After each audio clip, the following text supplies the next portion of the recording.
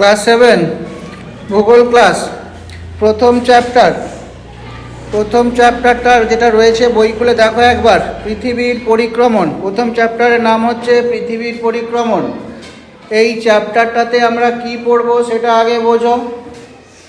এই চ্যাপ্টারটাতে আমরা দেখব পৃথিবীর পরিক্রমণ গতি কাকে বলে, কেন পৃথিবী সূর্যের চারিদিকে ঘুরছে অর্থাৎ পৃথিবীর পরিক্রমণের কারণ কি, আর দেখব পরিক্রমণ গতির ফলাফল। বোঝা গেল? তাহলে প্রথম যে আজকের ক্লাসটাতে আমি সীমাবদ্ধ থাকব পৃথিবীর পরিক্রমণ গতি কাকে বলে, কেন পৃথিবী সূর্যের চারিদিকে ঘুরছে অর্থাৎ পরিক্রমণের কারণ কি, তার সঙ্গে সম্পর্কযুক্ত আর কিছু প্রশ্ন। তাহলে চলো ক্লাসটাকে শুরু করি। তো এখান থেকে প্রথমেই যে প্রশ্নটা এসে যায় সেটা হচ্ছে পরিক্রমণ গতি কাকে বলবো। বোঝা গেল? পৃথিবীর পরিক্রমণ গতি কাকে বলে বা পৃথিবীর পরিক্রমণ কি? পৃথিবী তার কক্ষপথ ধরে অনবরত সূর্যের চারিদিকে ঘুরে চলেছে। কি বললাম? পৃথিবী তার কক্ষপথ ধরে অনবরত সূর্যের চারিদিকে ঘুরে চলেছে। একেই পৃথিবীর পরিক্রমণ গতি বলে। এখন প্রশ্ন হলো পৃথিবী কেন সূর্যের চারিদিকে ঘুরছে অর্থাৎ পৃথিবীর পরিক্রমণের কারণ কি? দেখো, তোমরা আগের ক্লাসে পড়ে এসেছো পৃথিবী থেকে সূর্য কত বড় আর কত ভারী। সূর্য পৃথিবীর থেকে 13 লক্ষ গুণ বড় আর 3 লক্ষ গুণ ভারী। ফলে সূর্যের মহাকর্ষ বল পৃথিবীর থেকে অনেক বেশি। আর এই মহাকর্ষ বলের কারণেই পৃথিবী সূর্যের চারিদিকে ঘুরছে। তাহলে পৃথিবীর পরিক্রমণ গতির কারণটা বোঝা গেল, সূর্যের মহাকর্ষ বল। আচ্ছা, এবার বলো মহাকর্ষ বল কাকে বলবো?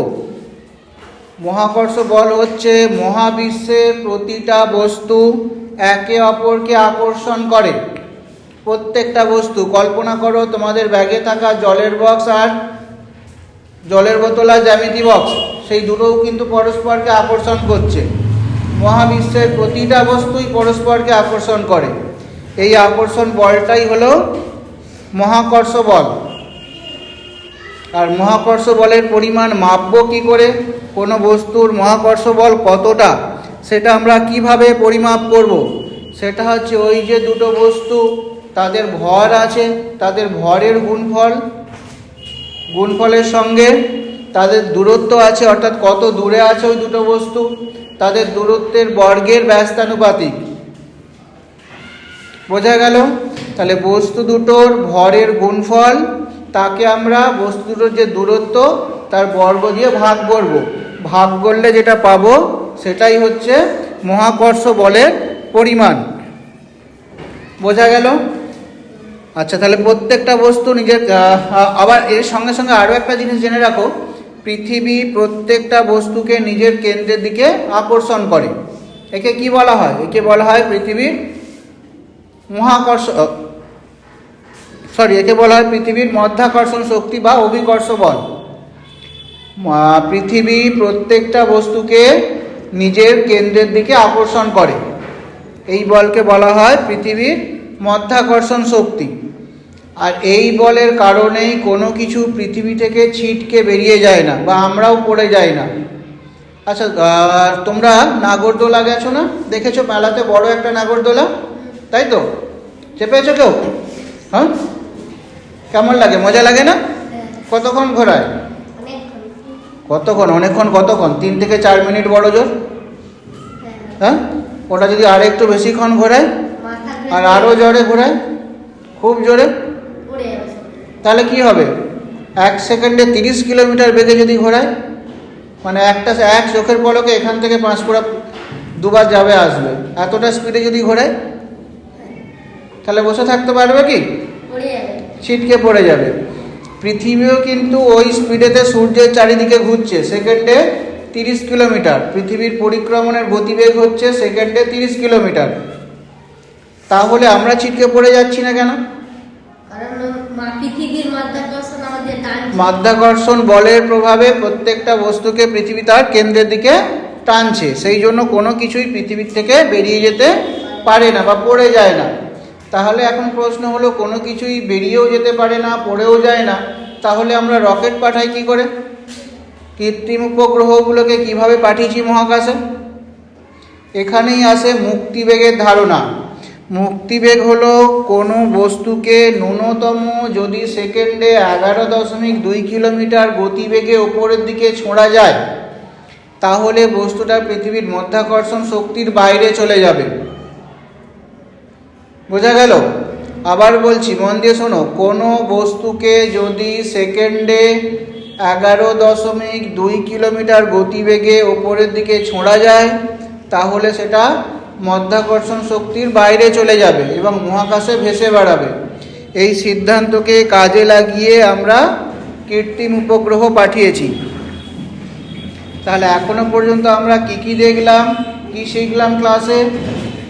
পৃথিবীর পরিক্রমণ গতি কাকে বলে, কেন পৃথিবী সূর্যের চারিদিকে ঘুরছে সেটাকে দেখলাম, পৃথিবীর পরিক্রমণের গতিবেগটা দেখলাম, মহাকর্ষ আর অভিকর্ষ বলটাকে দেখলাম, আর সঙ্গে দেখলাম মুক্তিবেগ।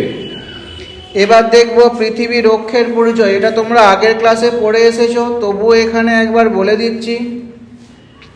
সুমেরু থেকে কুমেরু পর্যন্ত পৃথিবীর কেন্দ্র বরাবর 23.5 ডিগ্রি কোণে যে রেখাটাকে কল্পনা করা হয়েছে সেটাই হচ্ছে পৃথিবীর অক্ষ। তাহলে কাকে বলবো পৃথিবীর অক্ষ? কি বললাম? সুমেরু থেকে কুমেরু পর্যন্ত পৃথিবীর কেন্দ্র বরাবর 23.5 ডিগ্রি কোণে যে রেখাটাকে কল্পনা করা হয়েছে তাকে বলা হয় পৃথিবীর অক্ষ। আর পৃথিবী তার অক্ষের চারিদিকে ক্রমাগত পশ্চিম থেকে পূর্ব দিকে আবর্তন করে চলেছে। বোঝা গেল? তাহলে পৃথিবী কোন দিক থেকে কোন দিকে ঘুরে সেটাও তোমরা শিখলে। আর এই অক্ষের উত্তর দিকটাকে বলা হয় সুমেরু বা উত্তর মেরু, আর দক্ষিণ দিকটাকে বলা হয় দক্ষিণ মেরু বা কুমেরু। বোঝা গেল? আর এই সৌরজগৎ অর্থাৎ সূর্য, গ্রহ, উপগ্রহ বা অন্যান্য গ্রহাণুপুঞ্জ সব সুদ্ধল আকাশগঙ্গা নামক ছায়াপথের চারিদিকে ঘুরে চলেছে। বোঝা গেল? আগের ক্লাসে পড়ে এসছো না আমরা কোন ছায়াপথে বাস করি? আমরা আকাশগঙ্গা ছায়াপথে বাস করি। তো এই আমাদের সৌরজগৎ আকাশগঙ্গা ছায়াপথের চারিদিকে ক্রমশ ঘুরে চলেছে। আচ্ছা, এবার আমরা দেখব পৃথিবীর কক্ষপথের পরিচয়। কাকে বলবো পৃথিবীর কক্ষপথ? পৃথিবী যে পথে সূর্যের চারিদিকে ঘুরছে তাকে বলা হয় পৃথিবীর কক্ষপথ। বোঝা গেল? এই কক্ষপথটা হচ্ছে দেখতে উপবৃত্তাকার। পৃথিবীর কক্ষপথ দেখতে কেমন? উপবৃত্তাকার। আর এই কক্ষপথের পরিধি প্রায় 95 কোটি কিলোমিটার। তাহলে এই 95 কোটি কিলোমিটার পথ পৃথিবী যাচ্ছে 365 দিন 6 ঘন্টায়। তাহলে ওখান থেকে আমরা হিসাব করতে পারবো সেকেন্ডে কতখানি যাচ্ছে। একটু আগে তোমাদের বলেই দিলাম, সেকেন্ডে 30 কিলোমিটার। পৃথিবীর পরিক্রমণের বেগ সেকেন্ডে 30 কিলোমিটার। আর এই কক্ষপথটা যে কাল্পনিক তলে অবস্থিত তাকে বলা হয় কক্ষতল।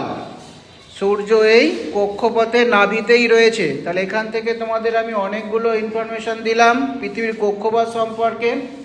আর একবার বলে দিচ্ছি, পৃথিবী যে কাল্পনিক পথে সূর্যকে পরিক্রমণ করে তাকে পৃথিবীর কক্ষপথ বলে।